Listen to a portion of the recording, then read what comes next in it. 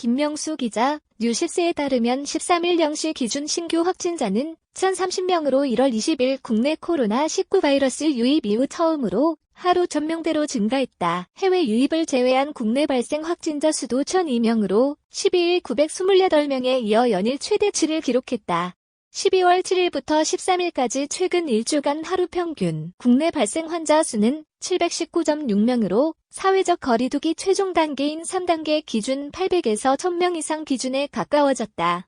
특히 이번 유행을 주도하고 있는 수도권 환자 수가 최근 일주 사이 422명에서 384명, 516명, 488명에서 669명, 786명 등으로 무섭게 증가하면서 수도권에서만 전국 2.5단계 기준인 400에서 500명 상한을 초과 일주 평균 539.6명 했다.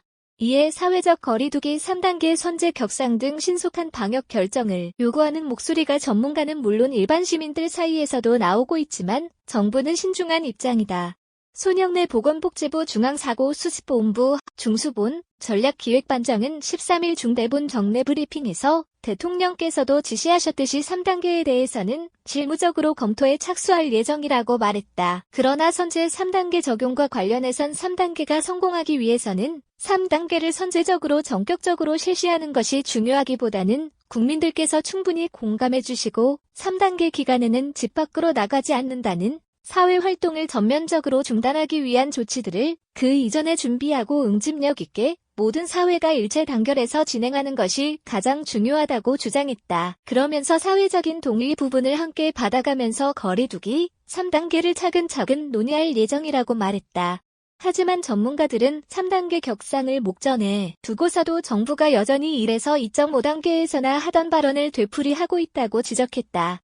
또 1.5에서 2.5단계 때 선제 대응이나 기준을 초과하는 즉시 방역 조치를 강화했어야 한다고 비판했다. 사회적 거리두기가 지금 체계로 개편된 11월 7일 이후 수도권은 그달 17일부터 1.5단계 기준에 부합했지만 수도권에 1.5단계가 적용된 건 그로부터 이틀 뒤인 19일 0시부터였다. 수도권의 2단계는 200명 도달 바로 다음 날인 24일 0시를 기해 적용됐다. 이어 11월 28일 0시를 기해 전국 하루 평균 환자 수가 400명을 초과 400.1명 하면서 전국은 수치상으로 2.5단계에 진입했을 때도 정부는 병상의 여력이 있고 거리두기 상향이 5일 간격으로 이번 이뤄져 효과를 지켜볼 필요가 있다며 수도권 중심 2.5단계가 아닌 단기 사우나, 한증막, 격렬한 GX류 시설, 관악기 및 노래 교습 등 중단을 나흘 뒤인 12월 1일부터 적용했다. 결국 정부는 전국 환자 수가 2.5단계 기준 400에서 500명 이상을 초과한 이달 6일 일주 평균 514.4명 수도권에 2.5단계를 적용하기로 결정하고 이틀 뒤인 8일 0시부터 적용했다.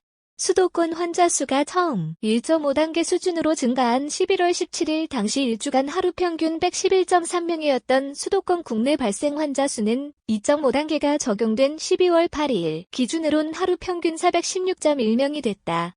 3주간 거리두기 상향에도 환자 수는 4배 가까이 증가한 것이다.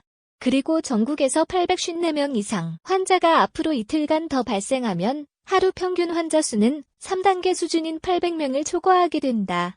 전문가들은 이처럼 정부의 사회적 거리두기 상향 결정이 지나치게 오랜 시간에 걸쳐 이뤄지면서 오히려 장기간 거리두기가 불가피해졌다고 지적한다. 김우주 고려대 구로병원 감염내과 교수는 사회적 거리두기 대책을 세웠다면 정부가 최소한의 기준이라도 지켜달라고 했는데 그 원칙도 안 지켰다며 수도권은 다 올려야 할 때 인천은 예외로 하고 단계를 하고 전국 400명 넘어 전국이 2.5단계인데 수도권만 적용한 결과의 모양이 됐다고 비판했다. 최원석 고려대 안산병원 감염내과 교수는 촘촘하게 여러 단계를 가진다는 건 단계에 맞춰 상향을 유연하게 하자는 것이었다며 2단계에서 중간 단계를 만들었다면 빨리 적용하자는 것이었는데 바로 적용 못하고 있다. 그만큼 의료 체계나 사회가 감내할 수 있다는 전제가 있었는데 그렇지 않은 게 보인다고 말했다. 결국 전문가들은 정확도가 높은 유전자 진단 검사, PCR을 중심으로 우선 검사를 최대한 확대하되 결국 사람들의 이동을 줄여 확산세를 반전시킬 방역 강화 조치가 필요하다고 강조했다. 김호랑 국립암센터 대학원 예방의학과 교수는 아무도 안 움직이면 줄겠지만 그것은 불가능하고 결국 할 수 있는 건 마스크를 쓰고 움직임을 줄이고 검사를 빨리 해 숨은 환자를 찾는 일이라며 3단계로 올리면 그냥 3단계가 되는 것이 아니라 생계가 어려워지는 사람들에게 뭔가 보상을 해주고 문을 닫으라고 해야 하는데 그 돈을 쓰는 것보다 빨리 검사하는 게 가장 돈이 적게 드는 방법이라고 말했다.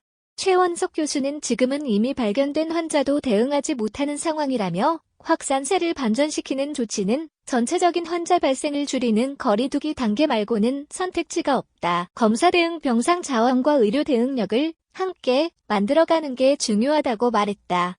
김우주 교수는 내년 1월과 2월 상황을 물어보는데 지금 이렇게 된 건 1에서 2개월 전에 뭔가 잘못했기 때문이라며 거기에서 반성 포인트를 찾고 어떤 실수를 했는지 복귀해서 지금 그 실수를 반복하지 않아야 1에서 2개월 뒤에 잡힌다고 말했다.